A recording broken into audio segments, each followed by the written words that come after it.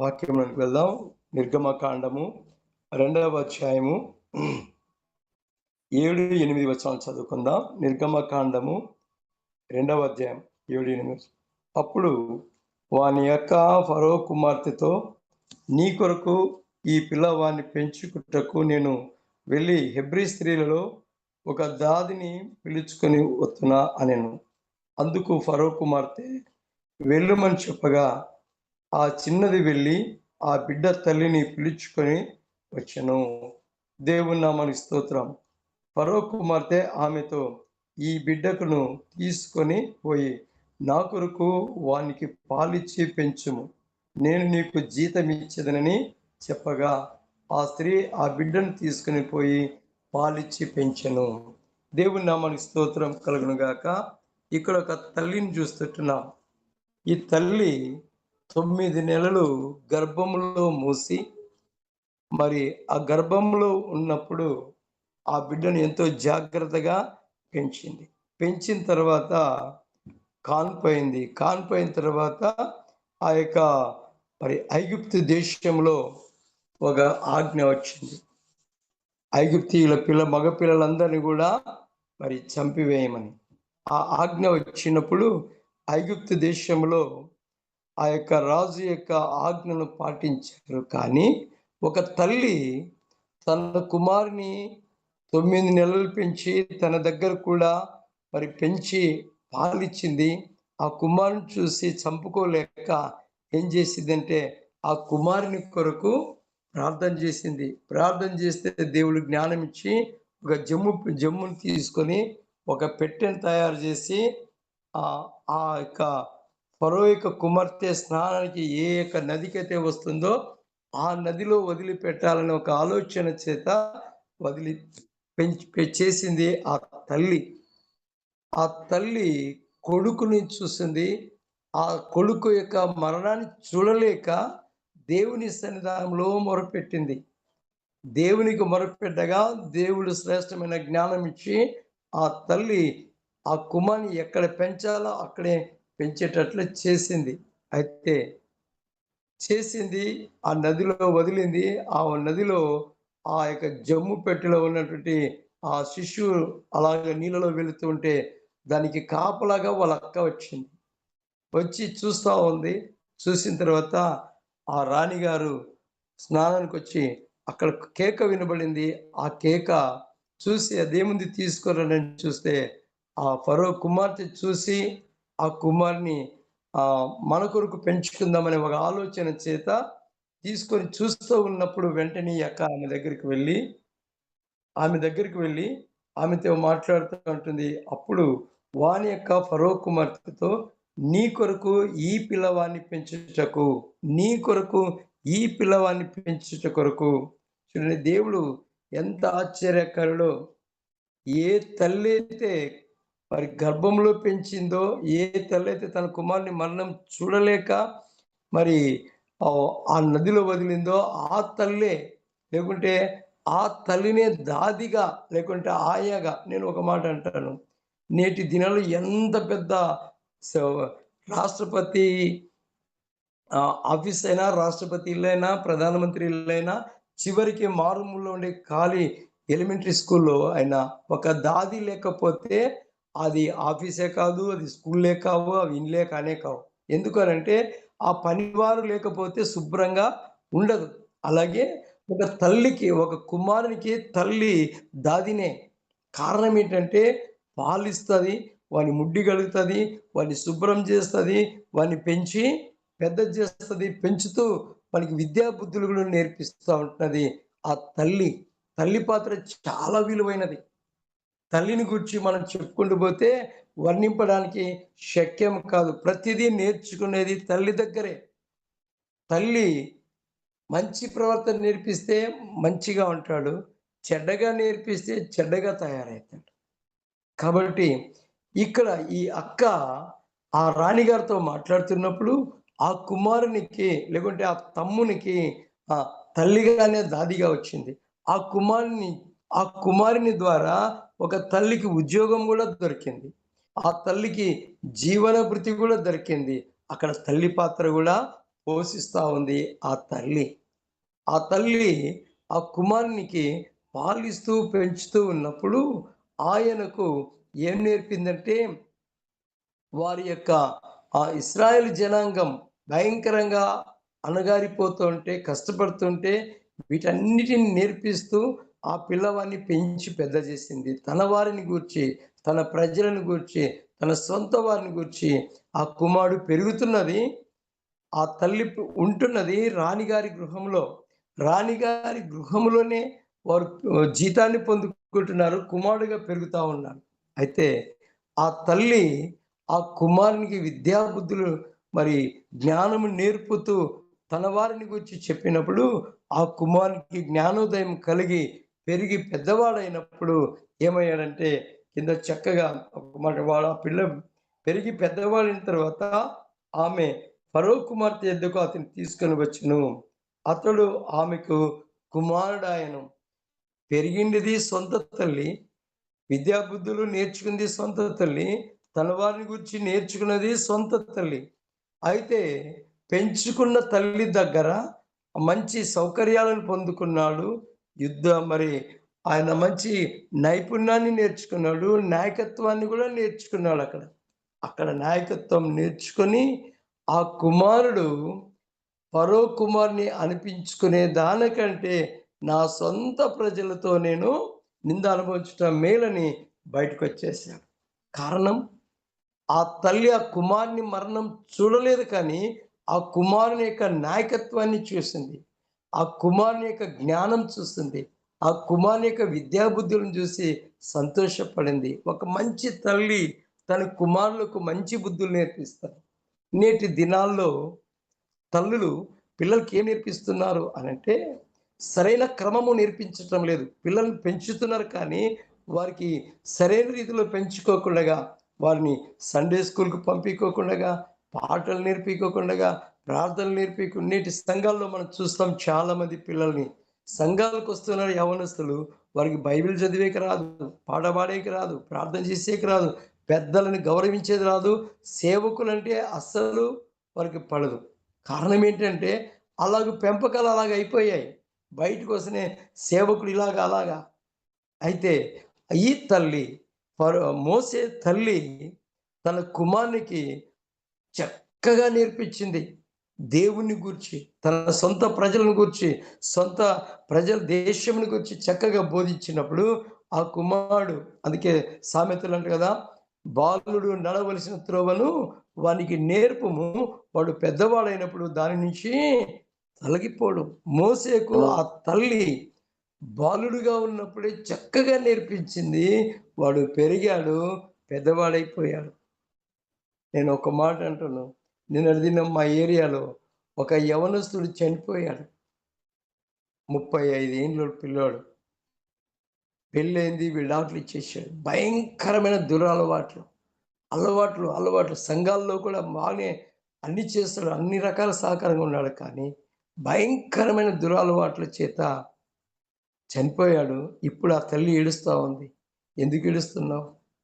బతికున్నప్పుడు ఏడవలేదు, పెరుగుతున్నప్పుడు ఏడవలేదు, ఆ చెడ్డ అలవాట్లు తిరిగినప్పుడు ఏడవలేదు కానీ, చనిపోయిన తర్వాత నీవు ఏడిస్తే ప్రయోజనము లేదు. ఒక మంచి తల్లిగా నీవు నీ కుమారునికి మంచి బోధించితే, నీ కుమారుడు మంచిగా పెరిగి పెద్దవాడై నీకు సంతోషాన్ని పెట్టేవాడేమో. అయితే ఆ కుమారుని ఇష్టానుసారంగా పెంచేసింది. ఇప్పుడు ఏడిస్తే ప్రయోజనం లేదు. మోసే తల్లి పిల్లవాడిని మరణం చిడుకోకుండగా ఏడ్చింది, ప్రార్థన చేసింది, విద్యాబుద్ధులు నేర్పించింది, జ్ఞానం నేర్పించింది. వాడు పెరిగి పెద్దవాడై ఇశ్రాయేలు జనాంగానికి నాయకుడైనప్పుడు ఆ తల్లి సంతోషం వర్ణనాతీతం. మరొక మాట చెప్పుకోవాలంటే, మరొక మాట లూకాసు వార్త 2వ అధ్యాయం 52వ వచనంలో ఒక మంచి మాటను చూసుకుంటాం. యేసు జ్ఞానమందును, వైశ్యందును, దేవుని దయందును, మనుషుల దయందును వర్ధిల్లుచుండెను. ఈ మాటలు మనకు బాగా తెలుసు. అయితే ఈ 30 సంవత్సరాలు ఎక్కడ పెరిగాడు ఆయన? ఈ 30 సంవత్సరాలు ఎవరి ఆధీనంలో ఉన్నాడు అనంటే, మరియమ్మ గారి ఆధ్వర్యంలో ఉన్నాడు. మరియమ్మ గారి చేతిలో ఉన్నాడు. మరియమ్మ గారు ఆయనకు చక్కటి విద్యా బుద్ధులు నేర్పించుండొచ్చు. మనం అదంతా క్రిస్మస్ పండగప్పుడు చదువుతా ఉంటాం గదా! ఆమె ఎంత ప్రసవ వేదన పడిందో, ఎంత అవమానాలు పడిందో, ఎంత దాచుకొనిందో, ఆ కుమారుని ఆ గర్భాన్ని చూడలేక మరొక దగ్గర పోయి దాచుకొనింది. ఈ విధంగా అన్నీ భరించింది ఆ మరియమ్మ. భరించింది. ఒకరోజు జనసంఖ్య రాయడానికి వెళ్ళినప్పుడు మనకు ఇప్పుడు చూస్తున్నాం మనం కూడా ఎస్ఐఆర్ అని. అందరూ వచ్చి రాపిచ్చుకుంటున్నారు. నా పేరుందా? నా పేరుందా? నా పేరుందా? లేకుంటే వెంటనే దానికి కావాల్సిన పేపర్లు ఇచ్చి రాసుకుంటారు. అలాగే రాసుకోవడానికి వెళ్ళారు. అయితే ఆ బెత్లెహేములో స్థలం లేనందున ఆ తల్లి ప్రసవ వేదన 1 కాదు, 2 కాదు. చలి, భయంకరమైన చలి. కారణం ఎవరి కోసం అనంటే కుమారుని కనేదాని కొరకు ప్రసవ వేదన పడింది, బాధపడింది, నిందలు పడింది. ఆ తల్లి ఎక్కడో కాన్పోయింది. స్థలం లేకపోతే పొత్తిగుడ్డలతో చుట్టబడి ఆ కుమారుని కొరకు ఇల్లిల్లు తిరిగారు. పోయి చివరికి ఊరి బయట ఒక పశువుల పాక చీకటి గలీజు వాసనలోనికి ఆ తల్లి ఆ కుమారుని ఎత్తుకొని లోపలికి వెళ్ళిన వెంటనే ఏం జరిగిందంటే అక్కడికి వెలుగొచ్చింది. అక్కడికి మంచి వెలుతురు వచ్చింది. మంచి వాసన వచ్చింది. అక్కడికి జ్ఞానులను కూడా నడిపించింది. కారణం ఒక స్త్రీ, ఒక తల్లి యొక్క ప్రసవ వేదన అనేకులకు ఆశీర్వాదకరంగా మారింది. ఒక తల్లి యొక్క కన్నీరు అనేకులకు దీవెనకరంగా మారింది. ఈ ప్రాతకాలం నీ పిల్లల కొరకు మనకు సూసన్న అనే తల్లి బాగా తెలుసు. ఆమెను గురించి చదువుతా ఉన్నాం. 19 మంది పిల్లలు. నాకు కూడా ఒక్కోసారి ఈ మాట చదువుతున్నప్పుడు పౌలన్న జ్ఞాపకం వస్తాడు. అమ్మని గురించి చెప్తాడు. నాకు ఆ మాటలు వింటే చాలా ఆశ్చర్యం అనిపించింది ఆ అమ్మగారి గురించి. వారు పెద్ద కుటుంబం. పిల్లలు పెద్ద కుటుంబమే, చాలా మంది ఉన్నారు. ఆ తల్లి అంతమంది పిల్లలకు 19 మంది పిల్లలకు రాత్రి 3 గంటలకు లేసి ఒక్కొక్కరి దగ్గర కూర్చొని ప్రార్థన చేస్తూ ఉందంట. వారికందరికీ సేవ చేసి చక్కగా చదువులు నేర్పించింది. జ్ఞానం నేర్పించింది. దేవుని యందు భయభక్తులు నేర్పించింది. ఆ కుటుంబంలో నుంచి 2 సేవకులు బయటకొచ్చారు. అందరూ కూడా ఉన్నతమైన స్థాయిలో ఉన్నారు. నేను కూడా అంటాను, పౌలన్న గారి తల్లి కూడా ఆమె చేసిన సేవను బట్టి కొంతమందినే చూశాను నేను అన్నదమ్ముల్ని. వారు కూడా అందరూ దేవుని సేవలోనే ఉన్నారు. పౌలన్న గారు ఒక నాయకత్వంలో ఉన్నారంటే ఆ తల్లికి ఎంత సంతోషమో. తల్లి దగ్గర నేర్చుకున్న పిల్లలు పెరిగి పెద్దవాళ్ళైనప్పుడు ఆ త్రోవ నుంచి తొలగి పోడు. కాబట్టి మరియ యేసుక్రీస్తు కొరకు ప్రసవేదన పడింది, బాధపడింది, నిందలు పడింది, అవమానాలు పడింది. 30 సంవత్సరాలు తన దగ్గర పెంచింది. కారణం తల్లి యొక్క లేకుంటే దాది యొక్క పని ఆమె మరియ కూడా చేసింది. తల్లి మనకి దాదినే, ఆయానే. కాబట్టి ఈరోజు ఒక వెలుగుతున్నామంటే తల్లి ఆ రోజు చూపించకపోతే, తల్లి ఆ ప్రేమను చూపియకపోతే, తల్లి ఆ సేవ చేయకపోతే కుమారుడు పెరిగి పెద్దవాడై బుద్ధిమంతుడు, జ్ఞానవంతుడు కాలేడు. కాబట్టి మరియ 30 సంవత్సరాలు మరి యేసుక్రీస్తుకి సేవ చేసింది. యేసుక్రీస్తుకు చక్కటి ఆలోచన, జ్ఞానం చెప్పింది. అందుకే ఇక్కడ యేసు జ్ఞానమందును మరియమ్మతో జ్ఞానాన్ని నేర్చుకున్నాడు. ఈ ఉదయకాలం తల్లిదండ్రులమైన మనం మన పిల్లలకి ఏం నేర్పిస్తుంటున్నాం? తల్లిదండ్రులమైన మనం మంచి జ్ఞానం నేర్పిస్తున్నామా? నాకు తెలిసి ఒక మంచి సేవకుల కుటుంబంలో ముగ్గురు బిడ్డలు, ఒక కొడుకు. ఆ కొడుకును ఆ సేవకురాలు ఇష్టానుసారంగా పెంచింది. వాణ్ణి భయంకరమైన దురలవాట్లు నేర్పింది. కారణం ఏమంటే సేవకుడు ఆ సేవలో వచ్చే కానుకలను కుటుంబాన్ని పోషిస్తాడు. ఆ కానుకలను తీసుకొని వెళ్ళి ఆ కుమారుడు తాగుతూ, మట్కాడుతూ, మరి అప్పులు చేస్తూ ఉంటే ఆ తల్లి ఎంకరేజ్‌మెంట్ చేసేసింది. వానికి జ్ఞానం నేర్పియలేదు, బుద్ధి నేర్పియలేదు. ఆ సేవకుడు గద్దిస్తే ఆ సేవకుడినే ఆ తల్లి గద్దించి పడేసేది. అయితే ఆ కుమారుడు చివరిగా ఏమైపోయాడంటే భయంకరమైన త్రాగుబోతుగా మారి అప్పుల పాలై ఆ గూండాలతో జతలు కట్టి చివరికి అర్ధరాత్రి ఆ తల్లిదండ్రులు సేవకు మరి వేరే పట్టణానికి వెళితే ఆ వాడిని తోలుకొని పోయి ఫ్రెండ్స్ బాగా తాపిచ్చి, కొట్టి మరి మందిరం దగ్గర పాడేశారు. ఆ కుమారుడు భయంకరంగా అలమటించి ఆ చర్చంతా కూడా రక్తం రక్తం చేసి అక్కడే చనిపోయాడు. కారణం తల్లి యొక్క గారాబం, తల్లి యొక్క ప్రేమ ఎక్కువైపోయింది. కుమారుని మరణం చూసింది. అప్పుడు ఏడిస్తే ప్రయోజనం లేదు. అప్పుడు బాధపడితే ప్రయోజనం లేదు. అప్పుడు చింతిస్తే కూడా లాభం లేదు. కారణం మొక్క ఇవ్వంగందే మానైనంక వంగదు. దేవుని సొమ్ము తింటే కూడా శాపం. కాబట్టి ఆ దేవుని సొమ్ముని విచ్చలవిడిగా ఖర్చు పెట్టాడు. తన కుమారుని పోగొట్టుకుంది. యేసు జ్ఞానమందును, యేసు జ్ఞానమందును, వయస్సు యందును పిల్లలకు చిన్నప్పుడు జ్ఞానం నేర్పాలా? వయస్సు వస్తుంది వానికి. వయసు 15 సంవత్సరాలు వస్తేనే యవ్వన కాలంలోనికి వస్తాడు. ఎడ్యుకేషన్ పెరిగిపోతది. జ్ఞానం పెరిగిపోతది. ఆ వయస్సులో వయస్సుకు తగినట్టుగా నడిపించే విద్య, మంచి జ్ఞానం కూడా తల్లే నేర్పించేది. నాయనా డ్రెస్ ఇట్లేసుకోవాలా, తల ఇట్లా పెట్టుకోవాలా. ఇప్పుడు పిల్లలు చూడండి తలలు ఎట్లుంటాయి, వాళ్ళ చెవులు ఎట్లుంటాయి. ఆడవాళ్ళ కంటే విపరీతంగా తలలుంటాయి. కొప్పులు కడుతున్నారు ఈ మధ్యలో. ఆ రింగులు పెడుతున్నారు. చేతులు గాజులేసుకుంటున్నారు. ఇది ఏమి? అంటే అక్కడ తల్లి పెంపకము సరిగా లేదు. వయసుకు తగినటువంటి రీతిగా నడుచుకోవటం లేదు. అయితే మరియా యేసును జ్ఞానమందును, వైశ్యందును, దేవుని దయ యందును ఎంత మంచి దేవుని దయ. యేసు వయసులోనే యవ్వన కాలంలోనే అనేకుల పట్ల దయ చూపించేవాడు. కనికరం చూపించేవాడు. ప్రేమను చూపించేవాడు. ఎక్కడ? తల్లిదండ్రుల దగ్గర ఉన్నప్పుడే నేర్చుకున్నాడు. అంతేకాదు మనుషుల దయ యందును. మనుషులు కూడా పలానా వాళ్ళు కుమారులు మంచోళ్ళండి అనిపించుకోవాలి.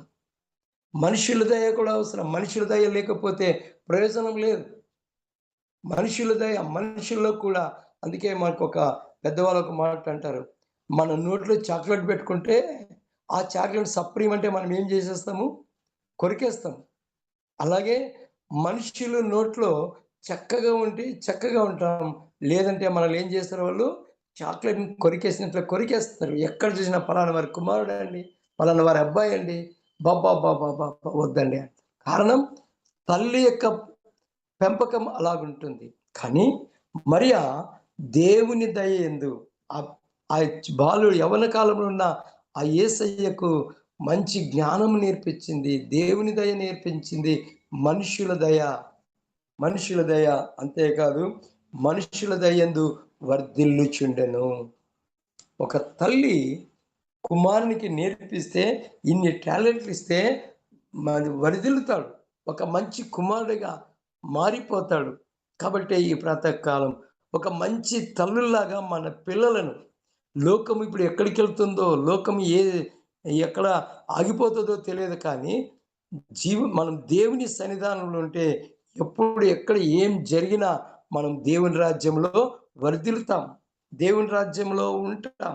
కాబట్టి తల్లులంగా, తండ్రులంగా మనం ఏం చేయాలంటే మన పిల్లలను ఒక మోసే తల్లిలాగా, ఒక మరియమ్మలాగా మనం ఏం చేయాలంటే చక్కగా పెంచాలా. చక్కగా మరి చక్కగా పెంచని తల్లిని ఒక ఆమెను చూసుకొని ముగించుకుందాం. మత్తయి సువార్త 14వ అధ్యాయం 6వ వచనం నుంచి చదువుకుందాం.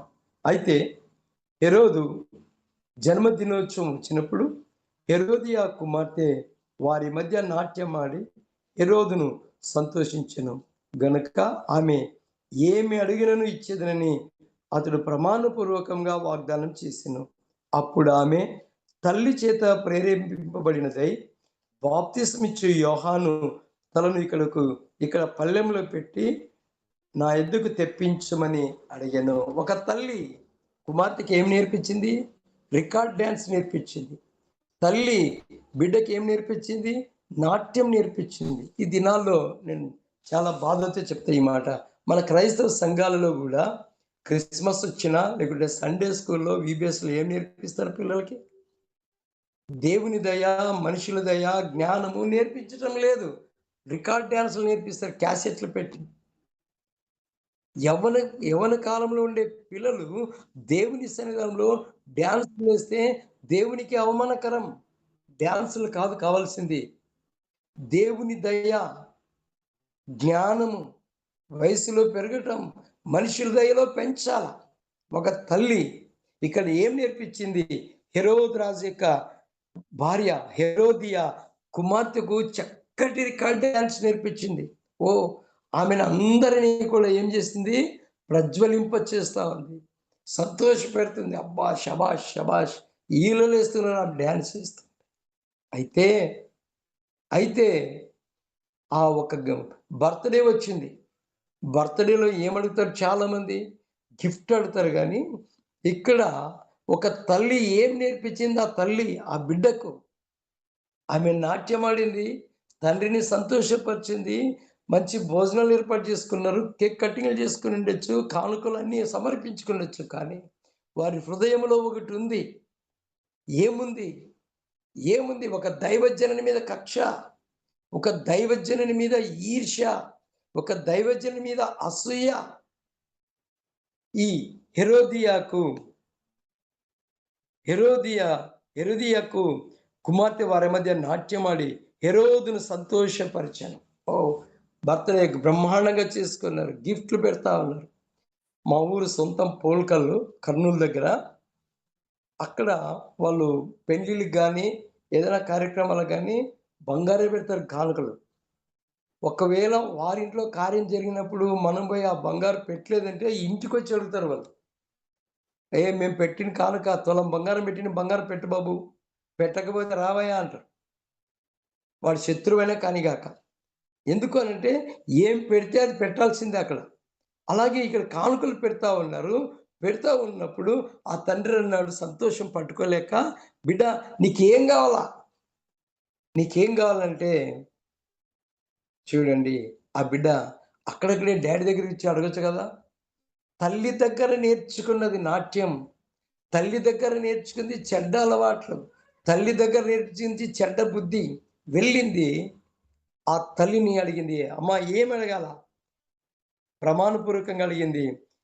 అప్పుడు ఆమె తల్లి చేత ప్రేరేపింపబడినదై, తల్లి చేత ప్రేరేపింపబడినదై బాప్తిస్మిచ్చి యోహాను తలను ఇక్కడ పళ్ళెంలో పెట్టి నా ఎద్దుకు తెప్పించుమని అడిగాను.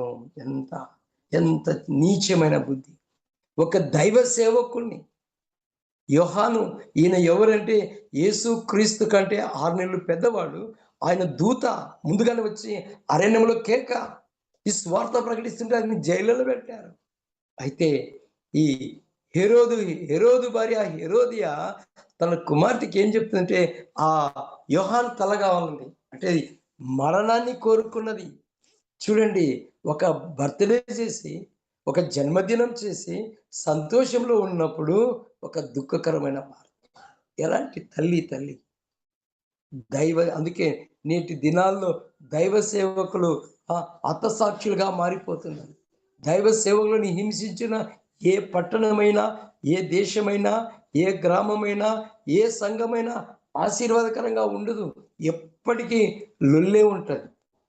కాబట్టి ఈ ప్రాతకాలం తల్లి దగ్గర తల్లిదండ్రులమైన మనం ఒక మోసే తల్లిలాగా, ఒక యేసుక్రీస్తునికి జన్మనిచ్చిన మరియా తల్లిలాగా మంచి బుద్ధులు నేర్పించి, మన పిల్లలు ఒక నాయకులు కావాలని, మన పిల్లలు దేవుని దయలో వర్ధిల్లాలని మనం కోరుకోవాలి. ఇలాంటి చెడ్డ తల్లిలాగా మనం ఉంటే రేపు భవిష్యత్తులో అదే తల్లి, ఇదొక్క మాట చెప్పి నేను ముగిస్తా. ఒక తల్లి అంట విధవరాలు, భర్త లేడు, కొడుకు తానున్నారు. చిన్నవాడిని బడికి పంపియరా అంటే బడికి పంపించినట్లే ఉంది. వాడు బడికి పోతూ పోతూ ఏం చేశాడంటే రోడ్ల మీద తిరిగేవాడు, వీధుల్లో తిరిగేవాడు.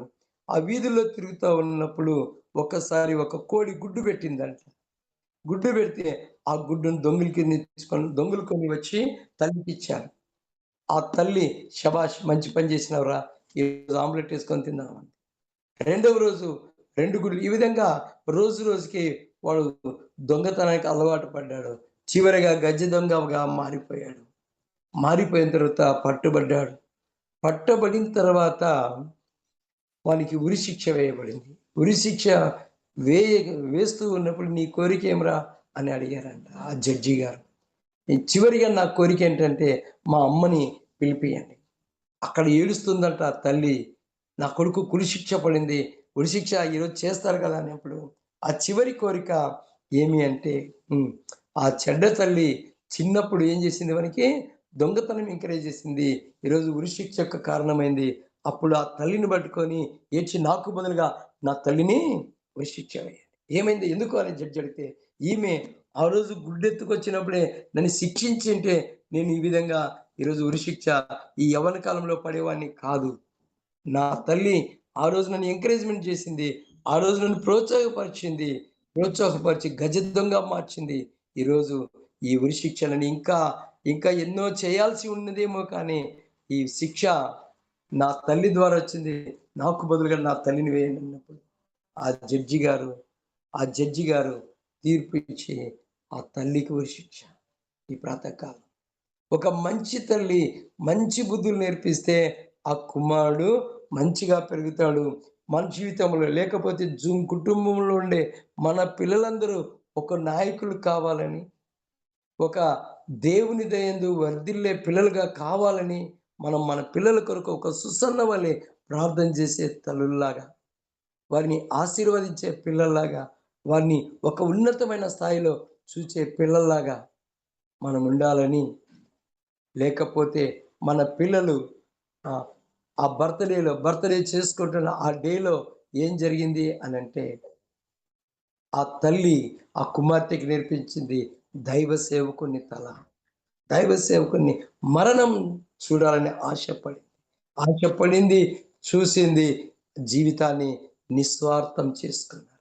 కనుక మంచి తల్లులాగా ఒక మరియ వలె, ఒక మోసే తల్లి వలె మనం కూడా పిల్లలకు మంచి బుద్ధులు నేర్పించి, మంచి తల్లుల్లాగా జీవించడానికి మన పిల్లలను ఒక నాయకులుగా, ఒక సేవకులుగా, ఒక సంఘానికి, సమాజానికి మాదిరిగా ఉండే పిల్లలుగా తయారు చేయడానికి పరిశుద్ధాత్మ దేవుడు మనకు సహాయము చేయునుగాక.